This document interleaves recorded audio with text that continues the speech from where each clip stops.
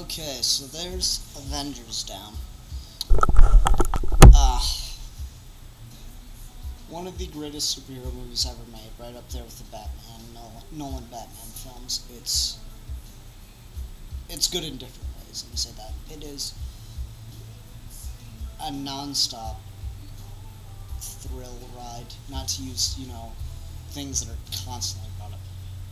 It's like the biggest action-packed movie I've ever seen.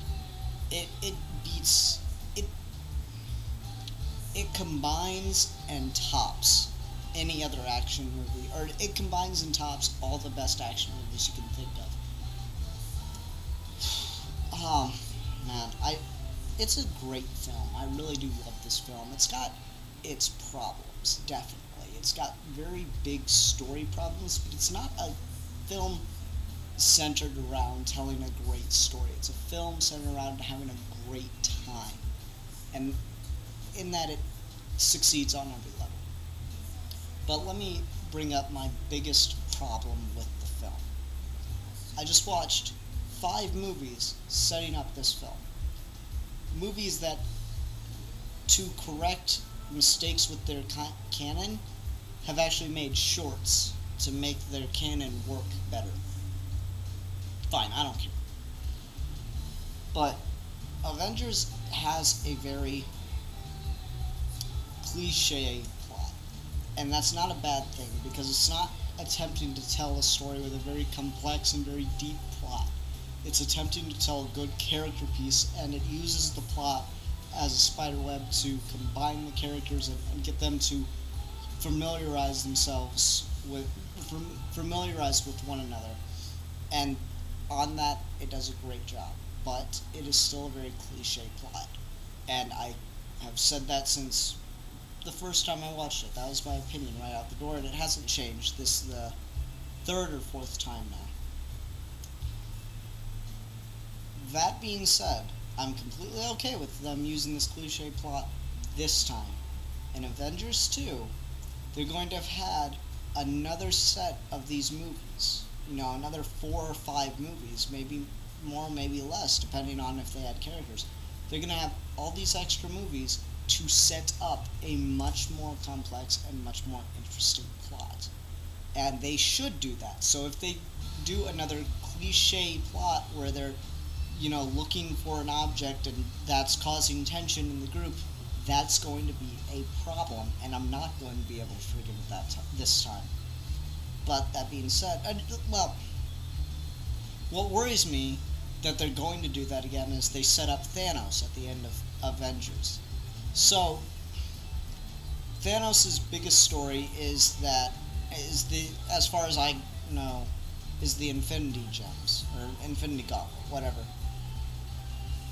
That is almost guaranteed to be, we have to find these artifacts story, and I really hope it isn't. Because, like I said, if it is just another we have to find this object and that's causing tension between us, but it's helping us get to know one another, that's going to be a problem. It's going to be very problematic, and it's going to be a major hurdle that the movie has to overcome. So we'll see. We'll see if it does it or not. The other issue I had with this is it amazes me how great they can make the Iron Man armor look. Because there's a real Iron Man armor that Robert Downey Jr. is physically wearing, and then there's a visual, a CGI Iron Man armor. And from shot to shot, I could not possibly tell you which one's digital and which one's real, unless it happens to be flying. And even then, I know sometimes they're doing wire work too. So that's amazing. And yet you have Hulk on screen at the same time, and I can definitely tell it's CGI. There's no doubt in my mind that it's CGI, and that bugs the crap out of me. I don't know how, someone said, well, it's easier to do metal than it is skin, but then you shouldn't be doing skin. You should find another way to do it, and I'm obviously not going to be the one to sit here and triumph how you do that, but I don't know, there are other ways, there are other methods, definitely. I mean, if you're going to just insert a digital thing, why not just get a very big, very athletic, very built person, put them in the green makeup, then film them on blue screen, and digitally make them larger than everybody else on screen. That's an option, probably not the best one, but it's an option that takes out the CGI and adds more believability if you do it right. That's just personally how I would do Hulk. I don't know. It's an interesting thing. It's a different problem, and I'm not really sure if there's much else to say on that front. A different thing that I had with it was I found it odd that they kill Agent Coulson and claim it's to help bring the team together, when the only ones who know he dies are Stark, Captain America, Black Widow, and Hawkeye. And here's the shawarma scene. And Hawkeye.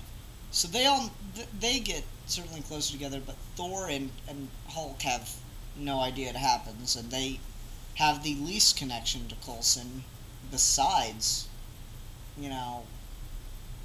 Captain America, I guess. I mean, he meets him in the plane and talks to him one other time on the helicarrier, from what I can remember, and I just watched the movie. So, it's one of those things. I don't know, it seemed like a silly plot point. Another one that I'm almost sure was cut from the movie is I have no idea how Hulk manages to, or how Bruce Banner manages to find the Avengers in New York City in the middle. I guess the argument is, he followed all the chaos, but still, seems kind of crazy. Same thing with Thor. I have no idea how he figured out how to go there. Yeah, it was just, the plot needed him to, so he did. Another big complaint is, so, Bruce Banner reveals that he's able to summon or to become the Hulk at will in the final battle scene, right? That completely contradicts and basically invalidates one of my favorite scenes, where we first see him become the Hulk in this movie, when he, chases down Black Widow through the helicarrier and starts getting the fight with Thor. Do I have to try saying that? That bugged the crap out of me, because so he can control it, but he can't control it. It certainly is in Hulk's character, but it's not in this. It doesn't work in this movie. Because, he either can control it... well, hold on, let me take that back a step. It's certainly been done with the Hulk before, where at times he can control it, but other times he gets too angry to the point where he can't. The first animated Avengers movie did that, the Ultimate Avengers, whatever it was called. He was able to control it at first, but then as it went on, he lost control. But this one, it sets it up in a different way, where he's always at a point where he can switch at any time and thus control it and aim it, but here he just changes and chases down Black Widow, and it doesn't work. The reason I do like the scene where he chases down Black Widow, however, is because it's a really interesting thing for her, where we see her, afraid of something. She doesn't look afraid of anything in this movie except for the Hulk. Even when she's fighting the aliens, she looks rather, ready to go. Just dust off and start fighting. But when she's face to face with the Hulk, when she's face to face with the Hulk, with Bruce Banner in the first scene that she's in with him, and then later when they're trapped, she's very, scared. You see that communicated very well. Very deep fear, and after the Hulk has been taken away from her by Thor, after Hulk has been removed from her location by Thor, because that other sentence sounded weird, after Hulk is gone from chasing her, distracted by Thor, she's in a fetal position the next time we see her. So it was a very interesting thing for her character, in my opinion. So I just wanted to get some. It was a very interesting way to go with her character, and it's sad that the movie itself contradicts it.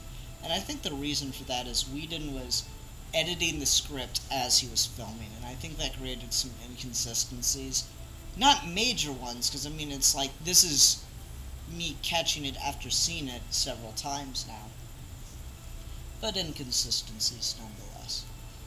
I mean, like, I know I sound like I'm, just trying to rake this film over the coals, which I'm not. I mean, these are flaws that you could find in almost any movie. But very few films are perfect, and by no means does this film have to be, because it's still very good. That's the thing. There's just so much good about it that I feel like I have to talk about the bad things because, like, duh, it's duh. That's good. Duh, that works. It's just it doesn't seem relevant to talk about. Everybody loves this film. Everybody has something good to say about it. I feel like I have to bring out the parts that people either glaze over or just don't mention. But yeah, that's my Avengers Day down. Um, I hope you guys enjoyed. It was a long day. It's 12:59, almost 1 o'clock in the morning right now. So thanks for joining me for Avengers Day.